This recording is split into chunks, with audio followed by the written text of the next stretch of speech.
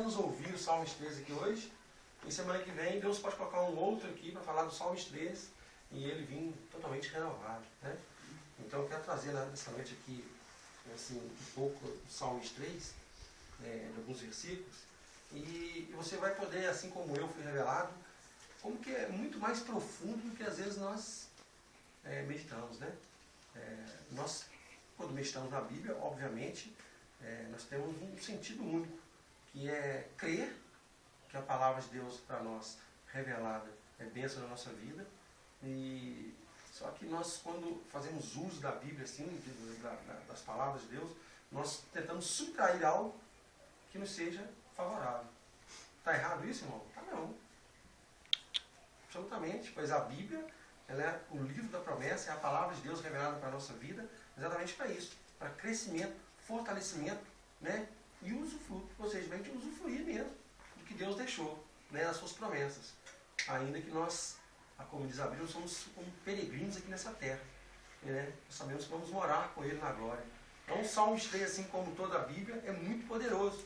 Então algumas revelações aqui importantes acerca do Salmos 3. Vamos ver aqui o versículo 1, 2, 3 e o 4, né? E o 5 e o 6, por que não? Mas assim, tem algumas particularidades, vamos lá. Todo mundo sabe até de cor, né? O Senhor é o meu pastor e nada me faltará. Não é isso? Nós até abençoamos, né, a nossa própria vida. O Senhor é meu pastor e nada me faltará. Nada me faltará. Mas o que está por trás dessa palavra? Nada me faltará. Há um caminho muito extenso, muito longo, né, de nada me faltará. Porque nós, às vezes, temos falta de tantas coisas, mas simplesmente proferimos o Salmos 3. E não tomamos posse do que está nesse intermédio, nesse caminho aí, né? Então ele diz que nada me faltará. Quando é nada, é por completo. Ainda que nós não tomemos posse, muitas vezes. Ele diz, ele me faz repousar em pastos verdejantes. Ele diz, leva-me para junto das águas e descanso. Refrigera minha alma. Guia-me pelas veredas da justiça por amor do seu nome. Ainda que eu ande pelo vale da sombra da morte, não temerei mal algum, porque tu estás comigo. O teu bordão e o teu cajado me consolam. Vamos preparar por aí. Irmãos, tem algumas particularidades, como eu disse, que é interessante a gente meditar.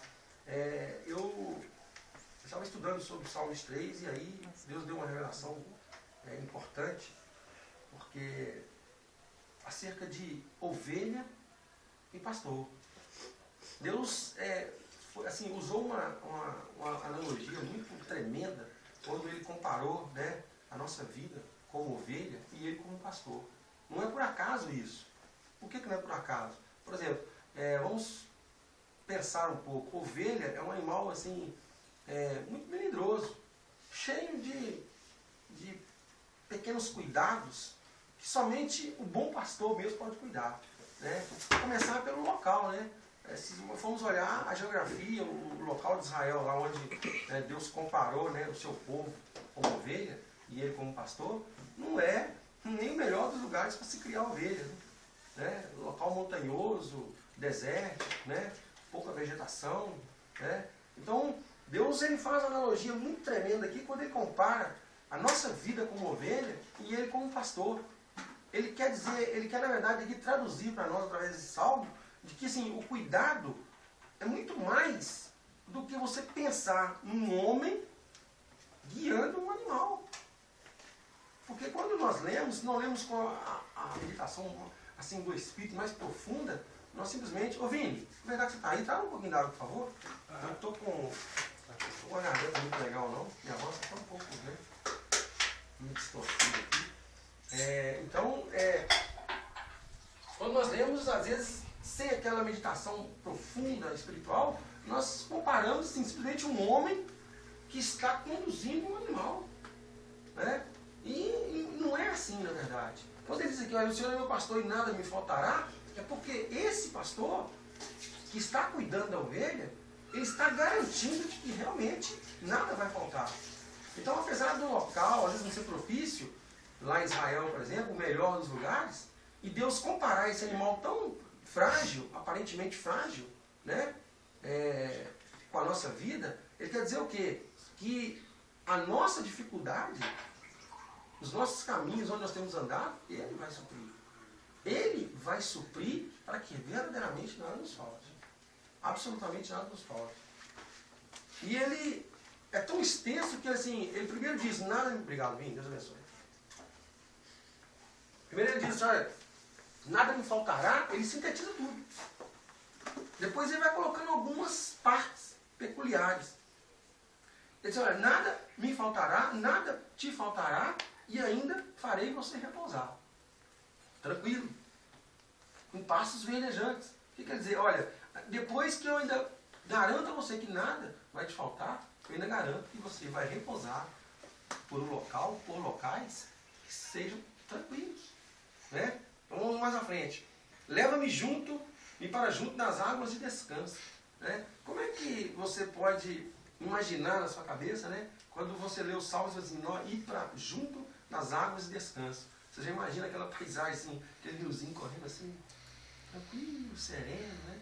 E você ali sem preocupação nenhuma, sem dívida nenhuma para pagar, sem emprego, né? Sem problema nenhum, sem conta da internet, do não sei o quê, do carro, e blá blá blá, sem problema no emprego. Você imagina que você vai estar ali e Deus vai estar o quê? Simplesmente cuidando, te garantindo esse descanso. E ele diz, olha, ainda vou trazer um refrigério para a sua alma. O que é um refrigério para a alma? Né? A alma é onde está condicionado todo o nosso sentimento, né? Todo o nosso viver do dia a dia, aquilo que nós compartilhamos, né? Que sentimos, está armazenado ali. Né? Então muitas vezes nós estamos rancorosos, está armazenado na nossa alma.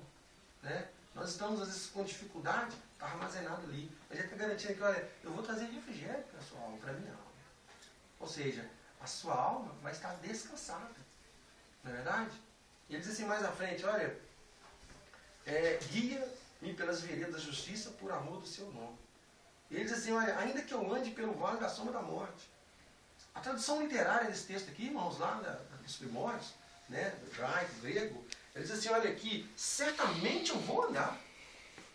E assim, consolidando essa palavra, o próprio Jesus disse, no mundo tereis aflições, mas tem de bom ânimo, porque eu venci o mundo. Então, aqui na tradução literal mesmo, é o autor, o Espírito dizendo para o autor assim, olha, certamente eu vou andar pelo vale da sombra da morte, mas não temerei mal algum. Aí tem uma outra particularidade interessante aqui, porque ele diz, olha, o teu bordão e o teu cajado me consolam. Agora, irmãos, quando nós falamos de bordão e cajado, né? Ah, o pastor pegou o cajado. Ah, o pastor... E não é verdade, irmão. Não é verdade, sabe por quê? É uma diferença até assim muito grande com relação ao bordão, ou tem até algumas traduções que falam vara, né? Vara, né? Por exemplo, bordão, né? O bordão. Há uma diferença grande de bordão e cajado. E olha para o cuidado de Deus como é tão grande, quando ele assemelha, quando ele compara, né, a nossa vida com ovelha. Porque o bordão, na verdade, ele é um objeto, uma vara, ou um bordão que se carrega, normalmente fica na mão direita do pastor, e ele é uma extensão do braço direito do pastor. E para que serve o bordão? O bordão ele serve exatamente para algumas particularidades. Ele serve para conduzir a ovelha só encostando assim na lateral dela. Tipo assim, ela está indo aqui assim, o caminho não é muito legal ali, aí o pastor vai lá e com o bordão ou com a vara, ele encosta e só, ela nem percebe. Ela, automaticamente ela vai sendo guiada pelo caminho aonde ele deseja que a ovelha ande. Olha o carinho de Deus para essa vida. Então vara, vara, o pastor, o cajado, e olha o seu cajado. E o cajado tem uma outra função. O cajado ele é simplesmente para poder sentar o cajado, não é isso não. O cajado ele tem, inclusive, particularmente aquela, né, a gente comumente vê assim, aquele ponto de interrogação longo, né? Aquela voltinha assim. Não o cabo de guarda-chuva. Exatamente, o cabo de guarda-chuva, exatamente. Porque é o seguinte, as ovelhas, aquelas ovelhas que se dispersam do grupo, com uma vara ou com o bordão, que é a extensão do braço direito dele, ele conduz. E com o cajado, ele às vezes traz uma ovelha para mais perto do rebanho que está se afastando. Olha o carinho de Deus na nossa vida. Né? E ainda tem assim, por exemplo, alguma ovelha, às vezes, que recém-nascida, o pastor não vai lá e não coloca a mão diretamente para pegar aquela ovelha que está distante da mãe, que chora, que precisa ser amamentada. Aquele cajado serve para ir lá e levantar aquela ovelha e levar até perto da mãe. O que é isso? Intimidade. Intimidade, porque ele não pode nem colocar a mão, porque se ele coloca a mão, quando ele coloca a mão, o cheiro da mão dele pode confundir a mãe e haver uma rejeição, por exemplo. Então, olha, viu, a intimidade de Deus, o carinho de Deus, como que Deus pensa nos mínimos detalhes, né? E as ovelhas são animais assim, extremamente dóceis, né? Então, assim, não tem semelhança simplesmente por acaso. Não há semelhança por acaso. Agora, se for olhar para a nossa vida, a semelhança é totalmente controversa. Não é verdade? Nós somos o quê? Rebeldes. Gostamos de fazer o quê? Andar pelos nossos próprios caminhos, né? E quando Deus levanta o varão, fala assim, em forma de cajado, fala, tira aquele irmão daquele caminho ali, porque senão ele vai cair lá na beira-beira. Ele ainda vai lá, ainda é capaz de ele vai falar assim, que isso? Vai para lá, está repreendido em nome de Jesus. Eu estou na fé aqui, eu sei o que eu estou fazendo, né? Nós somos o quê? Cheios de nós mesmos, né? Todo mundo está cheio de si mesmo, né? E não percebe o carinho, o cuidado de Deus, do pastor para com a ovelha, né? E aí mais abaixo ele diz, olha, preparas uma mesa na presença do meu adversário, unge minha cabeça com óleo e meu cálice transborda. Ele está dizendo aqui que nunca vai faltar nada para essa ovelha. Agora, no início do texto, quando ele fala assim, nada me faltará, e ele sintetiza tudo isso, porque nada me faltará, não tem outra tradução, é nada mesmo, absolutamente nada. Vocês concordam comigo? Então, ele, ao longo do texto depois, embora tenha sintetizado lá em cima que nada vai faltar, ao longo do texto, ele coloca nas entrelinhas, né, milhares e milhares de coisas que nós ainda vamos viver e que ainda assim ele vai estar cuidando. Não é verdade? E as ovelhas têm algumas particularidades assim, interessantes, né? A ovelha, ela só dorme, por exemplo, se ela estiver quieta, tranquila. Ela não dorme se não estiver quieta. Então, às vezes você passou a noite, assim, custou a dormir, quando você quietou o seu coração, você dormiu, cuidado de Deus. A ovelha não dorme se estiver com fome, dizendo que ele prepara uma mesa. Quer dizer, a ovelha não dorme, não consegue dormir se ela estiver realmente com fome. E outra coisa também, a ovelha ela não dorme se ela não tiver certeza que as outras ovelhas estão bem. Igualzinho a nós, né, não? Igualzinho, né? Impressionante, né? Agora, você percebe então assim, obviamente que há uma diferença muito grande das ovelhas que Deus se assemelha conosco para nós mesmos, para a nossa própria vida. Quanto nós somos assim, completamente inverso a isso.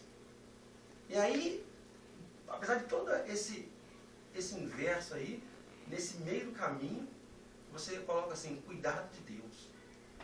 Por acaso ele desampara alguém? Por isso, por acaso ele deixa de cuidar de mim ou de você, por causa da nossa submissão, né? Da nossa negligência, né? Não. Deus continua agindo, né? Porventura eu posso perguntar aqui como Jesus tem faltado alguma coisa para você? Para mim eu digo nada. Até, assim, tem até sobrepujado, tem até sobrado, vamos dizer assim, né? A gente é muito mais abençoado do que nós merecemos. Por causa do carinho de pai, de pastor, né? Para ovelhas que, assim, que preferem manter o tempo todo desgarrado. Mas Deus nunca desiste de nós. Nunca desiste. Então, na hora de dormir, você pense nisso. A ovelha não dorme se não tiver com todos esses detalhezinhos assim, né? O Salmo 43, versículo 8, me parece, fala que em casa eu deito logo perto do sono, porque só o Senhor me faz habitar em segurança. Quem está cuidando das ovelhas? Quem está cuidando das ovelhas é exatamente o pastor, né? Então Deus tem cuidado de nós. Então, assim, eu quis trazer nessa noite só um pouquinho mais acerca de a gente simplesmente proferir: o Senhor é o meu pastor e nada me faltará. Primeiramente, tem poder nas palavras. Quando nós proferimos isso, quem está por trás das nossas palavras? Quem tem que estar por trás? Deus, Jesus tem que voltar. Ele já está garantido isso aqui. Isso não é meramente, e não está condicionado. Né? Deus nos ama incondicionalmente. Nos conduz pelo vale incondicionalmente. Nos traz para perto do rebanho incondicionalmente. Somos teimosos, mas Ele traz. Desviamos, mas Ele conduz. Não é verdade? Então, um pouquinho de ovelha nessa noite que eu quis trazer, acerca do Salmo 23, que é um salmo tremendo, porque o primeiro versículo, ele sintetiza tudo. Ele diz, olha, eu sou o seu pastor e não vou deixar faltar nada. Absolutamente nada. Amém? Amém. Você crê nisso? Amém. Amém. Pode ficar sentado que eu vou fazer uma oração.